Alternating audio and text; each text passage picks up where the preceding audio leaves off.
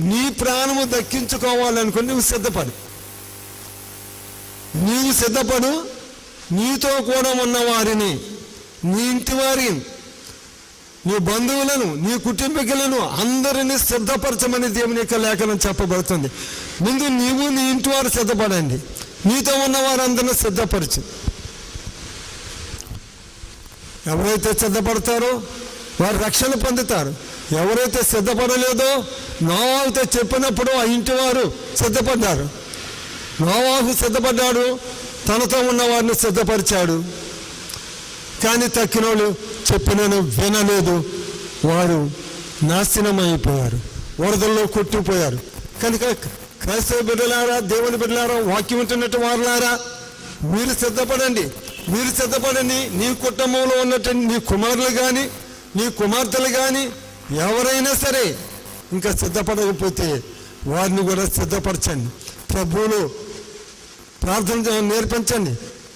గుడికి తీసుకెళ్ళండి. వాక్యం వినేటట్టే చేయండి. వాక్యం ద్వారా రక్షణ పొందేట్టుగా, బాప్తిస్మం తీసుకునేట్టుగా, పరిశుద్ధాత్మ పొందుకొని దేవుని యొక్క శక్తిని పొందుకుని దేవుని రాజ్యములకు వెళ్ళటానికి వీరందరినీ సిద్ధపరచవాలని దేవుని యొక్క వాక్యం చెప్పబడుతున్నది. కనుక ఈ మర్మాలు చాలా గొప్పవి. మర్మములు నేర్చుకోండి. దేవుని యొక్క మర్మాలు మనం ఎంతగానో జాగ్రత్తగా నేర్చుకున్న ఎడల దాని వలన మనకు క్షేమం ఉంటుంది, మన కుటుంబాలకు క్షేమం ఉంటుంది. తర్వాత నీ బంధువులు ఎవరైతే నీ ద్వారా రక్షణ పొందారో, ఎవరైతే నీవు సిద్ధపరిచావో వారందరూ రక్షణ పొందటానికి అవకాశం కలుగుతుంది.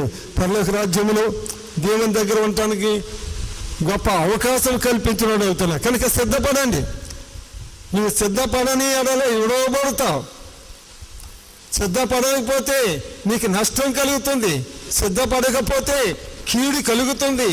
నీ కుటుంబానికి కీడు చేస్తున్నట్టు అవుతున్నారు. కనుక నీవు సిద్ధపడు. నీతో ఉన్నవారిని, నీ ఇంటి వారిని, బంధువులను, కుటుంబం అందరిని సిద్ధపరచు. అప్పుడు నీవు వారికి కావలిగా ఉండు.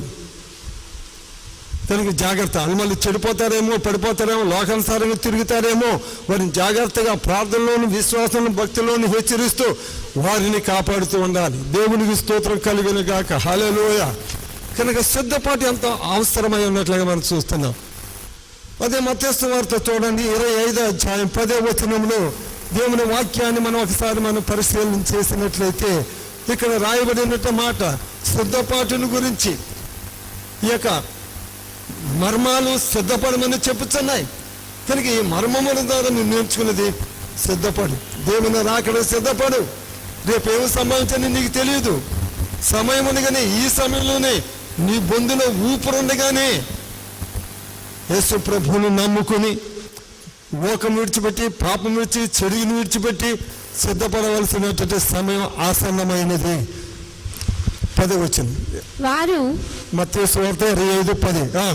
వారు కొనబోచుండగా పెండ్లి కుమారుడు వచ్చెను. అప్పుడు సిద్ధపడి ఉన్నవారు అతనితో కూడా పెండ్లి విందుకు లోపలికి పోయిరి. అంతటా సిద్ధపడినటువంటి వారు లోపలికి పోయిరి. అంతటా తలుపు వేయబడెను. ఆ తరువాత తక్కిన కన్యకులు వచ్చి, తలుపు వేయబడిన తరువాత వారు నూనె తీసుకుని వచ్చి, అయ్యా అయ్యా మాకు తలుపు తీయమని అడుగగా అతడు మిమ్ము నెరుగునని, మీరెవరో నాకు తెలియదు, మిమ్మల్ని నేను ఎరగను అని నీతో నిశ్చయముగా చెప్పుచున్నాను. మీరెవరో నాకు తెలియదు.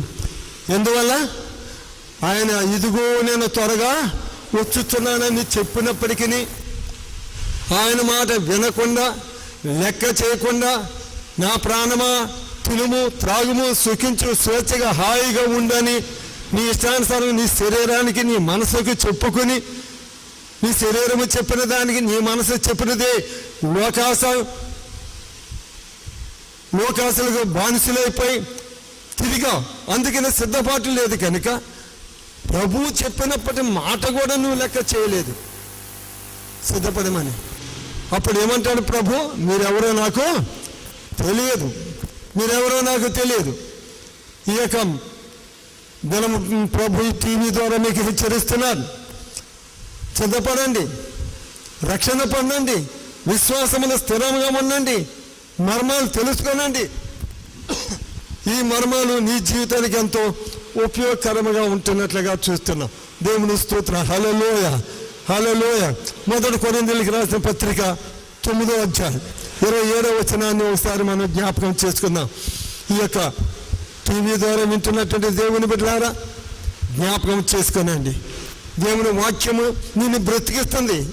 దేవుని వాక్యము నిన్ను అభివృద్ధిని తీసుకొస్తుంది. దేవుని వాక్యమే నిన్ను స్వస్థపరుస్తుంది. నిన్ను స్వస్థపరిచి యెహోవా నేను అంటున్నాడు. కనుక దేవుని వాక్యం వింటుండగా నీకు స్వస్థత వస్తుంది. అనేక మంది మేము ప్రసంగం చేసినప్పుడు వాక్యం విని, అయ్యా వాక్యం విన్నాం, మాకెంతో సంతోషం, ఆనందంగా ఉన్నది, నాలో ఉన్న జబ్బు పోయిందని అనేక మంది వచ్చి మాతో చెప్పినటువంటి వారు ఉన్నారు. కనుక సిద్ధపడు, మర్మాలు తెలుసుకో. దేవుని రాకడ యొక్క మర్మాలు తెలుసుకుని సిద్ధపడినట్లయితే నీవు ధన్యురాలు. గాలిని కొట్టినట్లు నేను పోట్లాడటం లేదు గాని ఒకవేళ ఇతరులకు ప్రకటించిన తరువాత నేనే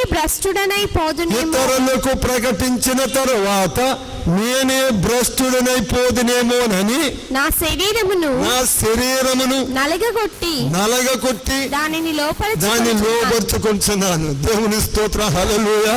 అపోస్తలుడైన పౌలు యేసుక్రీస్తు అంటే ఇష్టము లేనటువంటి వాడు, యేసుక్రీస్తుని చంపాలని ప్రయత్నం చేసినటువంటి వాడు, యేసుక్రీస్తు శిష్యుని చంపినటువంటి వాడు యేసు ప్రభువు దొరికాడు. ఒకరోజు పట్టబడ్డాడు, దేవుని బట్టిగా మార్చబడ్డాడు, బాప్తిసం తీసుకున్నాడు, యేసుక్రీస్తుని గురించి మర్మాలు తెలుసుకున్నాడు, యేసుక్రీస్తు గురించిన మర్మాలు తెలుసుకుని సువార్త ప్రకటిస్తున్నాడు. ఆయనను కూడా కొట్టారు, చేశారు, చంపడానికి ప్రయత్నం చేశారు. అయితే అప్పుడు ఆయన అంటున్నాడు, ఇప్పుడు వరకు ఇతరులకు నేను ప్రకటన చేస్తున్నా, ఇతరులకు ప్రకటన చేసిన తర్వాత నేనే భ్రష్టుడినైపోదునేమో అని నా శరీరమును లోబర్చుకుని, ఏమంటాడు, నా శరీరమును నలగొట్టుకుంటున్నాడు. నా శరీరమును నలగొట్టుకుని దానిని లోపరుచుకుంటున్నాను. దేవుని స్తోత్రం కలిగిన గాక. హల్లెలూయా, హల్లెలూయా. ప్రభు నుండి ప్రియమైన దేవుని బిడ్డలారా, సిద్ధపడండి. దేవుని రాకడ త్వరగా వస్తుంది. ఈ మర్మాలు తెలుసుకోనండి. తక్కినటువంటి అంశాలు తర్వాత రేపటి దినాన్ని మనం చెప్పుకుందాం. ఈరోజు ఇంతటితోటి మేము ముగిస్తున్నాం. దేవుని యొక్క కాపుదల, దేవుని యొక్క కోప, దేవుని యొక్క సిద్ధపాటు మీ అందరికీ కలుగునే గాక. ఆమేన్.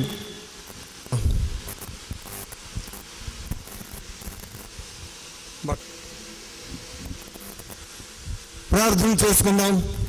అందరి కళ్ళు మూసుకోనండి. పరిశుద్ధుడైన తండ్రి, ప్రేమగల మా ప్రభువా, ఈరోజు క్రాస్ టీవీ ద్వారా ఈ వర్తమానం, రాకడ వర్తమానం, సిద్ధపడే వర్తమానం, దేవుని యొక్క మర్మలతో కూడినట్టు వర్తమానం ఇప్పటి వరకును మాట్లాడటానికి ఇచ్చిన ఈ సమయం కొరకు వందనాలు. టీవీని దీవించి ఆశీర్వదించండి. అనేక మంది ఈ ప్రోగ్రాం ఇచ్చుటకు సహాయం చేయండి. ఇక్కడ కూడా ఉన్నటువంటి వారందరినీ కూడా దీవించండి. వింటున్నటువంటి ప్రేక్షకులందరినీ కూడా మీరు దీవించి ఆశ్రయం అందరూ సిద్ధపడేటట్టుగాను మర్మములు తెలుసుకుని దేవుని రాజ్యమునికి వెళ్ళినట్టు సహాయం చేయమని మీరే మీ కృపతో వీళ్ళందరినీ నింపమని ప్రార్థిస్తూ, గొప్ప దీవెనలు ఆశ్రయులందరి మీద ఉంచమని ప్రార్థిస్తూ యేసునామమున అడుగుతున్నాము తండ్రి. ఆమేన్. మన తండ్రి అయిన దేవుని ప్రేమ, ప్రభువైన యేసుక్రీస్తు యొక్క కృప, పరిశుద్ధాత్మిక జ్ఞానిక సహవాసము ఇప్పుడు ఎల్లప్పుడూ సదా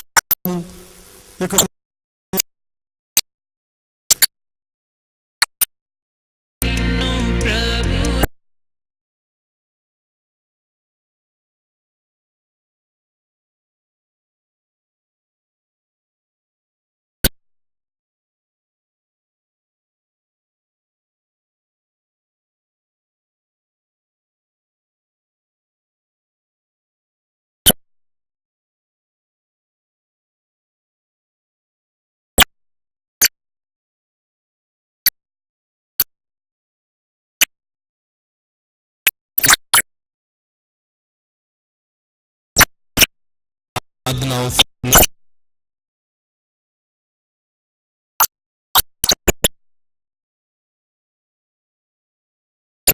9